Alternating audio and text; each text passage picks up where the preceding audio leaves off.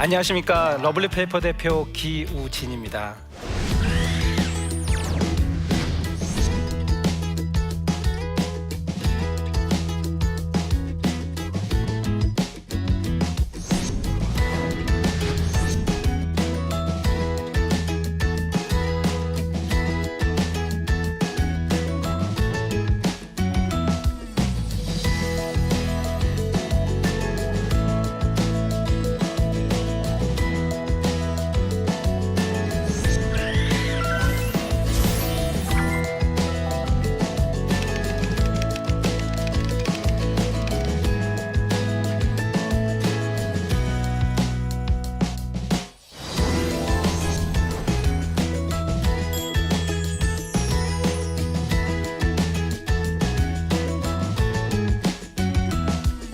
러블리 페이퍼 하니까 어떤 회사이다라는 어떤 느낌이 좀 오시나요?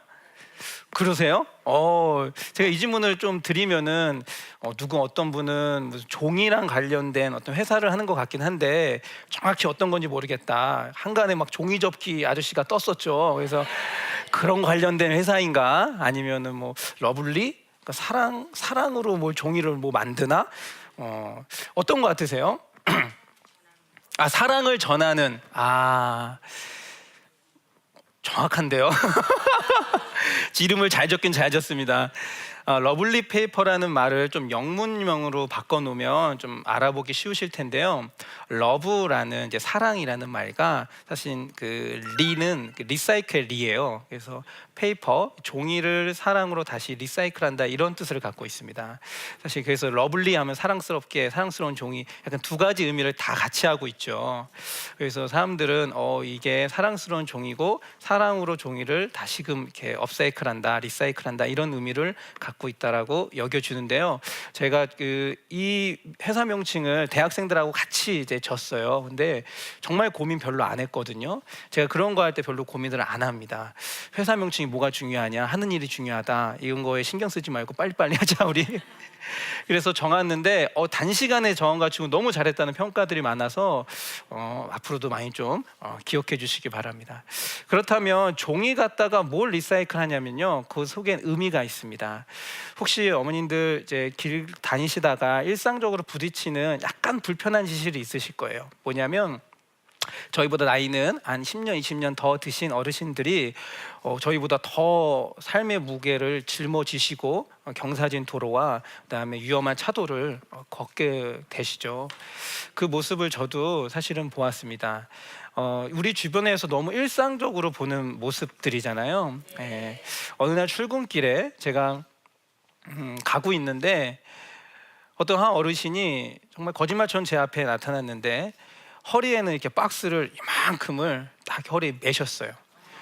그리고 이따만한 박스를 머리에 또 하나 이시고, 그러니까 모든 수단을 다 이용하셔서 박스를 일머시고 가시는데 그은한 리어카도 없이 경사가 한 15도 정도 되는 경사를 아침에 이렇게 또박또박 걸어가고 계신 장면이 내 눈에 딱 쓰러졌을 때 제가 이 장면을 보고 사실 약간 이제 충격이었어요. 그 전에는 폐주는 어르신들 좀 봤는데 어떤 마음은 좀 있었거든요. 좀 불편하다. 저 어르신들 왜 저러고 계시지? 좀 위험해 보이는데. 근데 이 장면을 본 순간 이건 제가 어떤 실천적 행동을 하지 않고서는 못 버틸 것 같은 그런 좀 마음이었어요.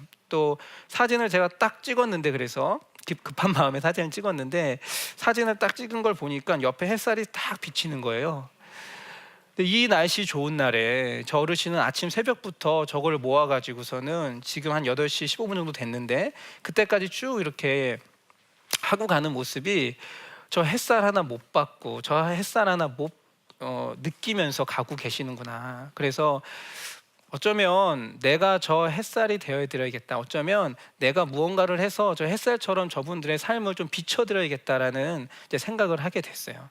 그래서 폐준 어르신들에서 조금 더 깊게 좀 생각하고 그때 막 자료를 찾고 시작했죠. 근데 생각보다 문제가 심각한 거예요. 얼마나 있으실 것 같으세요? 저희 그 전국에 이런 폐지를 주어서 생활하시는 어르신들이 몇 분이나 계실까요? 엄청 많죠. 숫자적으로 통계를 해보니까 전국에 175만 명이 있다고 합니다. 175만 명이면요. 제가 인천에서 왔는데요. 인천 인구가 작년에 300만을 좀 넘었어요.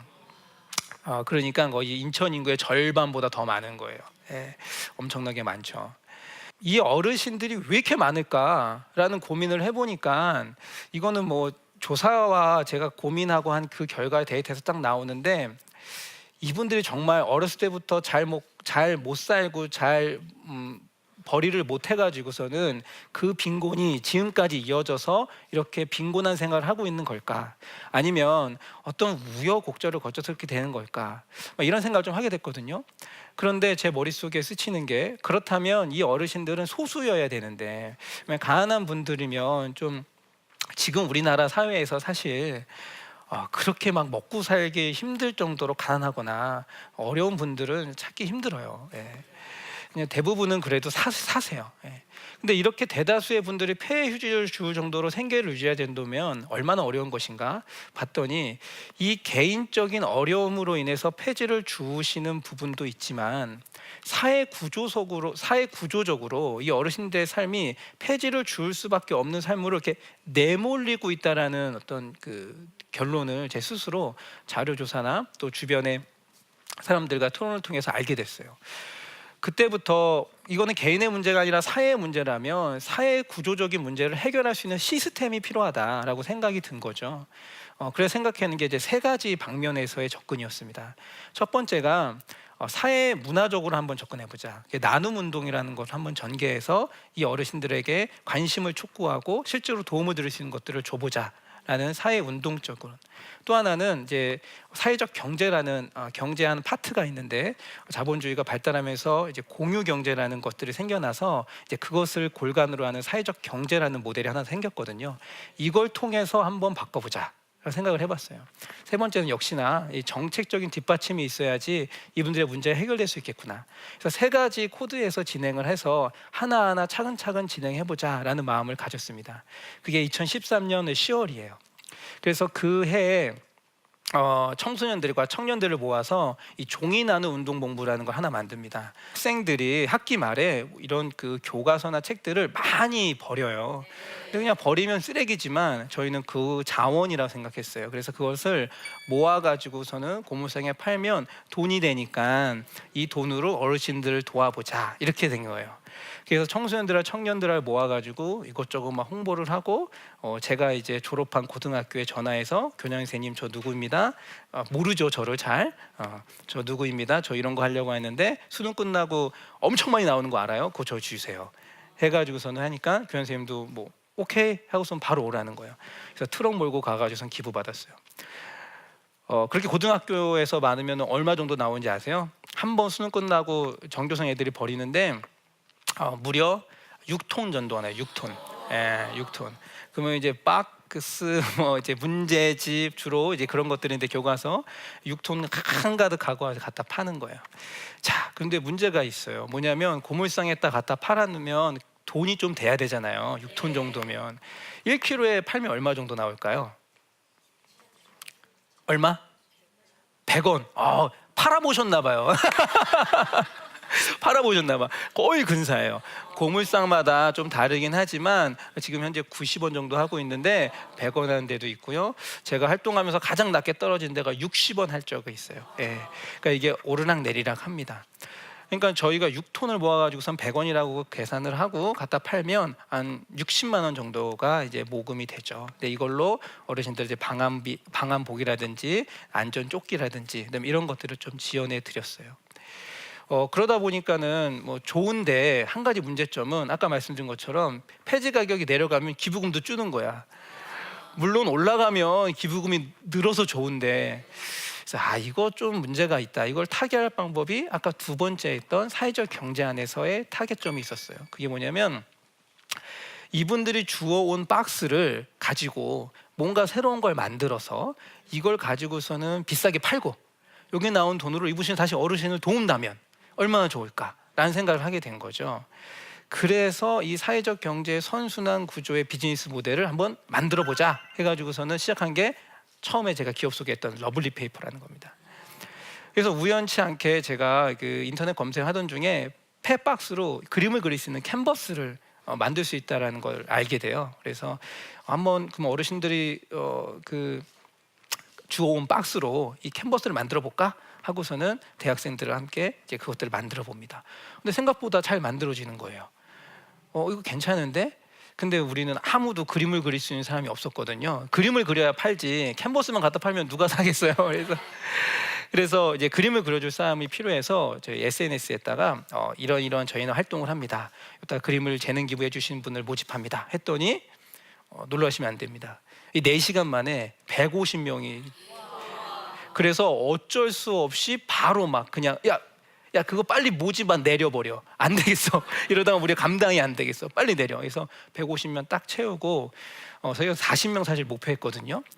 그것도 한 1주, 한 2주 막 이렇게 기간 잡고. 근데 4시간 만에 150명이 차면서 빨리 문을 닫았어요. 그래서 이 세상이 진짜 아직은 살만하네. 막 이런 생각을 좀 하면서 근데 문제는 이제 그분들한테 드려야 될 캔버스를 해줘야 되는데 그 양이 부족하다 보니까 이 양을 만들기 위해서 프로젝트 기간을 3개월에서 1년으로 늘리고 1년이 기간이 지나되면서 한 4번의 전시회를 거쳤는데요. 이 기간에 많은 분들이 이제 관심을 가져주고 그 와중에 이 비즈니스 모델을 한번 갖춰보지 않겠냐 해서 사회적 기업으로까지도 연결되게 된 거예요.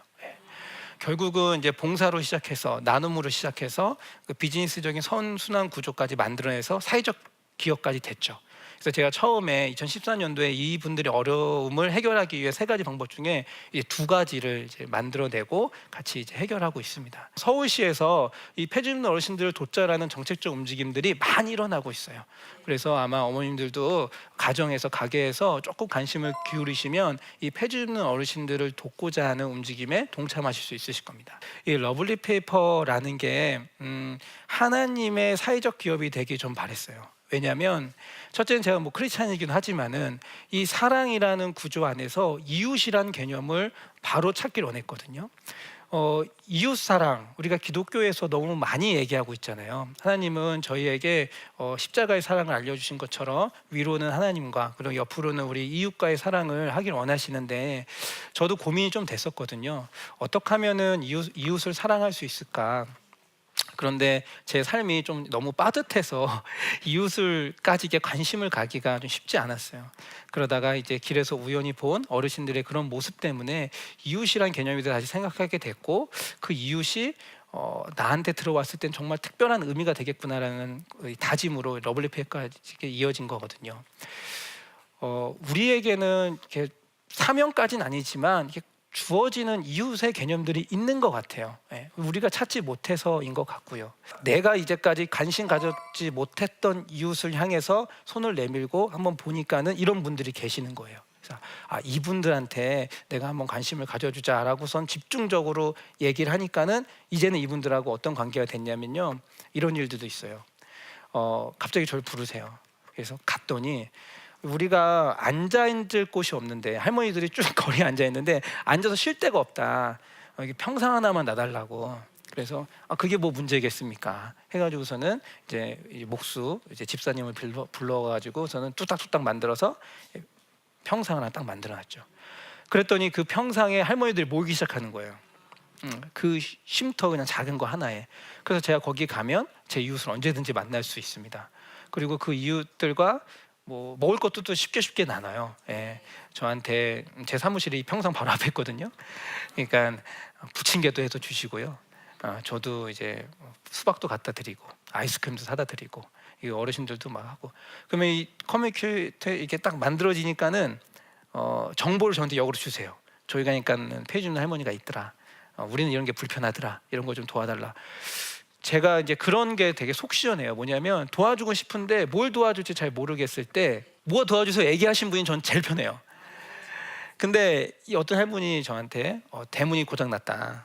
대문 좀 고쳐달라. 그게 뭐 문제겠습니까? 해서 망치랑 가져와서 굳혔는데 문제더라고요. 잘 안 되더라고요.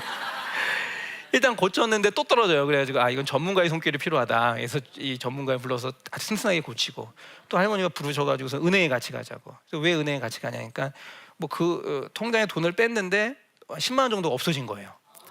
그러니까 할머니 입장에서 속상하죠. 근데 은행에서 잘못 줬다고 생각하신 거야 이분은. 그래서 내가 눈이 심심하니까 CCTV를 좀 같이 확인해 달라고. 그래서 가가지고 CCTV 확인했는데 제대로 주셨어요 은행에서. 예, 그래서 내 할머니가 거기 흘리셨나 봐. 그래서 이게 너무 속상해하셔가지고서 그냥 10만 원을 드렸어요. 그냥 채워서 이거 속상해하지 마시고 그냥 쓰시라고. 그분이 어떻게 모으신 10만 원씩이겠어요. 그냥 제가 알죠. 폐지 모으셔가지고서 모으신 거니까. 또 안타까운 사연도 있었어요. 할아버지가 치매를 걸리셨고요. 이제 우리 할머니가 폐지를 주셔서 생활을 하시는데 한 겨울에는 안 보이시는 거예요. 그래서 어디 가셨지 하는데 한두 달 정도 뒤에 이제 길에서 만났는데 어디 갔어요? 이렇게 안 보이셨어요. 이렇게 얘기하니까 할아버님이 이제 치매에 걸리셨는데 잠깐 나오셨다가 비탈길에서 넘어오다가 넘어지신 거예요. 그래서 여기 완전히 여기가 부러지셔가지고서는 병원에 입원하셨다가 보름도 안 되셔서 이제 돌아가셨다고. 그래서 할머니가 이제 그 병가도 뭐 정리하고 이러시다가 이제 안 보이게 되셨는데, 근데 그 분이 그 뒤로는 폐지를 안 주우세요. 그래서 왜 안 주우시냐 또 여쭤봤더니 사실은 할아버지가 치매에 걸려 있고 뭐 이제 본인은 밖에 할 수 없고 할아버지 돈을 경제적 능력이 없는 거잖아요. 그러니까 본인이 폐지를 주우셔야지 이제 노인들이 받는 이제 기초노령연금 이제 그거하고 폐지 주워서 하는 거 이거 합쳐가지고 생활을 좀 할 텐데 이제 할아버지님이 안타깝지만 돌아가시니까 이제 좀 속된 말로 입에 하나 준 거예요. 그러니까 이제 폐지를 안 주어도 생활을 할 수 있는 거야. 그래가지고 안 주우신다는 거예요. 근데 그런 안타까운 어떻게 보면 죽음이 또 이런 노동의 그런 부분에서도 관계가 되어 있고 해서 속으로는 되게 안타까워했습니다. 예. 그런데 진짜 이분들의 어려움이 어떤 것들이 있을까 생각을 한번 해보시면 좋을 것 같은데요. 이분들이 지금 날씨가 좀 따뜻해지고 있잖아요. 주로 이거면 새벽이나 밤 늦게까지 폐지를 주우십니다. 그러면 어두컴컴해지잖아요. 근데 이분들이 옷차림이 세련되지 않아요. 지금 이렇게 봄을 나타내고 있지 않아요. 그분들은 다 칙칙하고 어두컴컴한 옷들을 입고 그냥 돌아다니시는데 그러다 보니까 교통사고의 위험이 되게 높아요. 예. 그래서 교통사고도 많이 나시고 실제로 죽으시는 분도 계시고요. 그래서 많은 이제 경찰서나 민간 단체에서 안전조끼 같은 것들을 나눠드리고 하거든요. 그걸 리어카에다가 야광 어떤 스프레이도 뿌려드리고 그런 작업들을 해주십니다. 그래서 안전에 대한 문제가 되게 이분들하고 생명하고 직결되는 거니까 급해요. 급해서 좀 그런 부분에서 저희도 지원을 해드렸고요. 저는 사회적으로 더 문제라고 보는 건 이분들이 받는 그 낮은 임금이에요. 아까 고물상에서 보시다시피 갖다 드리면 90원, 많이 쳐주면 10원. 그건 리어카에다가 이만큼 실으면은 한 150kg 정도 돼요. 그 무게가 갖다가 개근을 하면 150kg 정도 나오는데 리어카 무게를 한 50kg 정도 하거든요. 그걸 이제 빼면은 한 100kg 정도 나오는 거예요. 그럼 거기에 이제 100원 해가지고 하면은 단돈 10,000원. 근데 그분들이 그거를 하기 위해서 새벽부터 밤늦게까지 길거리를 헤매는 거예요. 그것도 재수가 좋아야 그렇게 채우고 며칠을 모아야 되는 거지. 요새는 아시겠지만은 경쟁자도 너무 많아졌어요. 젊은 사람들도 다 이제 막 죽고 있고요, 막 이래요. 그래서 어르신들이 더 힘들어하고 있는 사실입니다. 그렇게 갖다 줘서 고물상에 갖다 줘서 10,000원 맞죠? 그러면은 그 어르신들이 하는 말 고맙습니다요. 감사합니다. 저는 좀 사실 분노했어요. 왜냐하면 본인이 그렇게 열심히 노동해가지고서는 달랑 10,000원 받는데 뭐가 고맙지? 뭐가 이게 감사한 일이지? 근데 어쨌든 그분들은 길거리에 떨어진 어떤 종이들 이런 것들을 취득하는 데 있어서 모르겠어요. 되게 감사함이 있나 봐요. 그리고 돈으로 바꿔주는 거 자체도 너무 고맙나 봐요. 예. 근데 사회적으로 보면은 이건 되게 노동 착취거든요. 예. 지금도 뭐 최저임금이 그렇게까지 안 가지만 노동을 했을 때 지금 이분들 최저임금 계산해 보면은 시간당 500원꼴 나오거든요. 그럼 그거 받아가지고서는 어떻게 생활을 하시겠어요? 예. 그래서 나는 이 노동의 임금 구조를 타개를 해야 될 방법이 필요하다. 이게 바로 러블리 페이퍼가 갖고 있는 폐지는 어르신들의 사회 문제적 인식이거든요. 그래서 이분들한테 러블리 페이퍼는 박스를 이제 10배 정도 더 비싸게 사옵니다. 그래서 키로당 1,000원 정도에 사와요. 그래서 이분들이 이제 모아두는 박스에서 사실 이제 다 전량을 사올 수는 없고요. 캔버스를 만들 수 있는 이제 오물이 안 묻은 거나 뭐 이런 것들을 사오는데 비교적 어르신들은 박스를 되게 잘 보관해 놓으세요. 어차피 팔 건데 왜 이렇게 잘 보관해 놓는지 모르겠어. 차곡차곡 잘 보관해 놓으세요. 그래서 그것들을 딱 가져와 가지고서는 저희가 개근을 해서 정확하게 이제 10배를 해가지고서는 사드리죠. 그러면은 어르신들 반응이 어떨 것 같습니까? 좋아하시죠? 이건 우리의 생각이에요. 어르신들한테 갔더니 저희가 이게 10배 사드리겠습니다, 저희한테 파시죠. 저희는 당연히 좋아할 거라고 생각하고 갔더니 어르신들 그런 게 어딨어. 세상에 그런 게 어딨냐. 저희 가면 고물상에 키로당 100원인데 너네가 뭔데 이거를 10배씩 사냐. 이거 불공평한 거 아니냐. 나오시는 거예요. 그때 한 망치한테 딱 맞은 듯한 느낌이었어요. 이분들 어떻게 보면 우리보다 더 공정한 삶을 살고 있는 것 같다는 느낌. 거래에 대한 어떤 가치들을. 그래가지고서는 저희 길거리에서 만나는 분들한테 이 폐지를 사오는 걸 포기했어요. 이거 좀 어렵겠구나. 그래서 제가 그동안에 지원해드리고 있는 분들한테 가가지고서 말했어요. 어르신, 제가 이제 이거를 쌀이나 이런 것뿐만 아니라 폐지를 10배 정도 비싸게 사올 수 있습니다. 주시죠, 파시죠. 했더니 어르신들 가져가, 그냥 가져가. 줄 게 이거밖에 없어. 이제 나한테 해준 게 이제 얼마인데 이걸 내가 돈을 받고 주냐. 그냥 가져가라. 이러시는 거예요. 그러면 저희는 또 이거 아닙니다. 이건 거래해야 돼요. 그래야지 성립이 돼요. 비즈니스라는 게 있잖아요. 구매를 해서 팔아야 되니까 그게 성립이 돼요. 파세요. 여기서는 막 돈 봉투에 넣어드리고 그냥 가져오고 막 이랬거든요. 지금은 좀 이제 구조를 이해하셔가지고서는 딱딱 이게 거래를 하세요. 오히려 더 좋은 박스들을 빼 주셔가지고서 저희한테 주시고.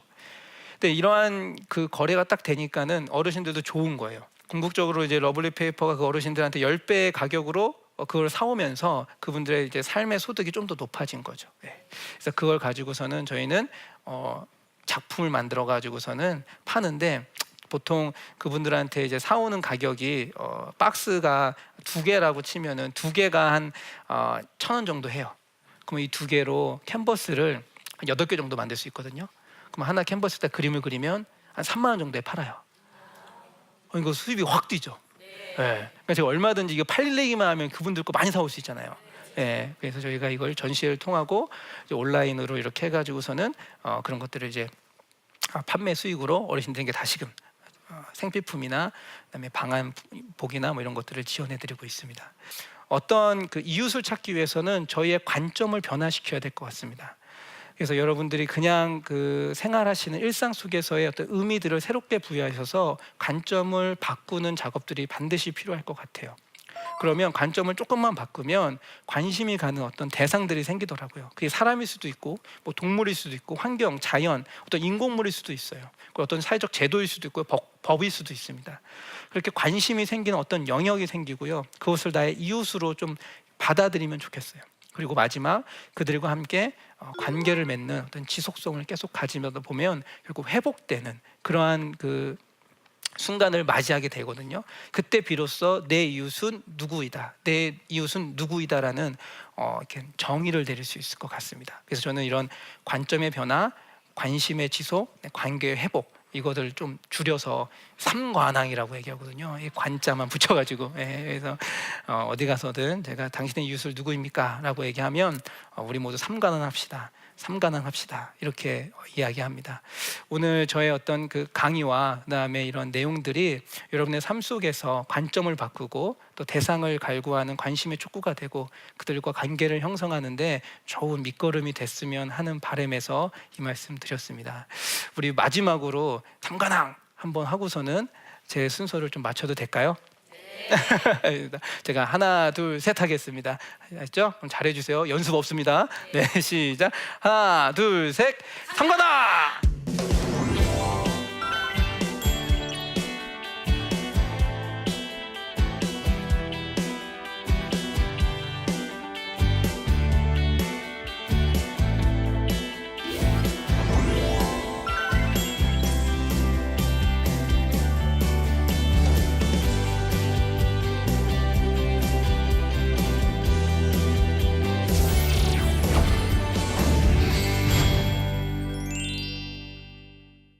네, 제 강연을 듣고 질문을 해주신 분이 계신데요. 그 질문에 제가 좀 답변을 해보겠습니다.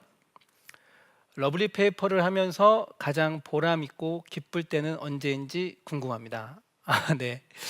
러블리 페이퍼라는 건 이제 사회적 기업이죠. 그래서 그 이윤을 창출해야지 어르신들을 도울 수 있는 이제 그런 환경이거든요. 근데 저희가 이거 팔릴까? 라고서는 내놨는데 첫 전시회 때 그냥 불특정 다수한테 자판을 깔고 역에서 그냥 전시를 하고선 팔았어요. 팔릴까 하고선 했는데 그때 이틀 팔았는데 50만 원어치 팔았어요. 예. 아 그때 깜짝 놀랐죠. 팔리는구나. 속칭 돈 되는구나. 그래서 이거 진짜 이거 좀 가능성 있다 해가지고서는 그걸 딱 했어요. 그래서 그때 기분이 좋았고요. 이걸 가지고서는 이제 마트 가가지고서는 어르신들한테 드릴 이제 쌀하고 생필품을 막 이렇게 담아가지고서는 봉사하는 친구하고 같이 가가지고 전달해 드릴 때 그때는 정말 뭔가 단순히 저희가 기부금을 받아가지고서는 했을 때하고 또 다르더라고요. 예. 실제로 이걸 만들어가지고 팔고서는 그 노력을 만들어 놓은 거잖아요. 그래서 그때 정말 보람 있었던 것 같아요. 예. 무관심 속에 많은 사회적 기업들이 사라진다는 말에 가슴 아팠습니다. 우리가 관심을 가져야 할 사회적 기업이 있다면 소개 부탁드립니다. 네. 사회적 기업 상당히 많죠. 그런데 잘 모르시잖아요. 폐지 줍는 어르신들을 위한 사회적 기업이 저희 말고 끌림이라는 단체가 하나 더 있는데요. 기업이 하나 있습니다. 서울을 중심으로 활동하고 있는 단체고요. 하지만 이제 끌림이라는 단체들도 아마 잘 모르셨을 거예요. 뭐 러블리 페이퍼도 마찬가지고. 이렇게 사회적 기업을 저희가 좀 관심을 갖고서는 좀 찾아봤으면 좋겠는데요. 잘 모르실 텐데 그 루트는 이렇게 됩니다. 먼저 서울에서 이 사회적 기업을 홍보할 수 있는 그런 그 홍보관들이 있어요. 사회적 기업의 물건들만 갖다 파는 이런 곳이 있거든요. 그런 곳에 가셔서 사회적 기업에 판매하는 물건들을 구매해 주신 것만으로도 그분한테는 많은 도움이 이제 되고요. 또 어떤 부분들은 사회적 기업 인증 마크가 붙어 있어요. 사회적 기업에 항상. 예. 이제 그 기업명을 보시고 사회적 기업 인증 마크가 있으면 이거는 사회적 기업으로 우리나라에서 인증한 사회적 기업이구나 하고 보시고서는 그 기업에 관심을 가져주시면 너무 좋고요. 또 크라우드 펀딩이라는 것들이 곳곳에 많은데 뭐 해피빈이라든지 그다음에 뭐 다음 카카오라든지 그다음에 스토리 펀딩 뭐 와디즈 뭐 여러 그런 크라우드 펀딩이 너무 많습니다. 그런데 한번 들어가시면 보통 사회적 기업에서 그런 그 크라우드 펀딩을 많이 진행해요. 그래서 그 목적에 맞게끔 보시면 좋은 목적도 달성할 뿐더러 되게 좋은 리워드 상품도 받으실 수 있어요. 그래서 일석이조시죠. 그래서 그런 루트를 통해서 도움을 주시는 방법도 있습니다. 예. 그래서 실제로 내가 찾아보면 다양한 방법으로 그 사회적 기업과 이렇게 공유하고 관계 맺을 수 있거든요. 그래서 한번 실제로 인터넷에다가 사회적 기업 이 5글자만 한번 쳐보시기 바랍니다. 그러면 실생활에 되게 많이 도움이 되실 거예요. 네. 당신의 이웃은 누구입니까? 라는 주제로 제가 오늘 강연을 해드렸습니다. 오늘 집에 돌아가셔서 이웃에 대한 개념을 다시 한번 생각해 보시고 또 이웃과 관계를 회복하기 위해서 한번 관심을 가져보셨으면 좋겠습니다. 네. 오늘 강연을 경청해 주셔서 너무나도 감사합니다. 네, 감사합니다.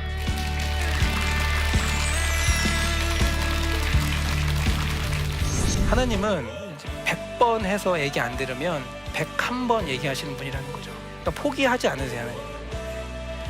근데 우리는 이제 하나님 포기했다고 생각할 수도 있죠. 어떤 경우에는 일이 안 되다 보니까 나는 이것저것 해도 안 되나 봐. 하지만 하나님은 그런 마음이 아니거든요. 그럼에도 불구하고 넌 왜 이러고 있니? 좌절하지 마라. 된다라고 하는 거예요. 그러니까 우리가 우리 삶의 고통에 집중을 하지만 하나님은 그 고통 이상으로 우리를 더 힘들게 보고 계시는 거죠. 그러면 그때쯤 되면 하나님을 한 번쯤 생각해 볼 수 있어요. 나의 고통에서 나의 고통으로 하여금 더 고통받는 하나님, 내가 힘들어해서 나보다 더 힘들어하는 하나님, 한 번쯤 생각해 보면 되는 거죠. 이 프로그램은 시청자 여러분의 소중한 후원으로 제작됩니다.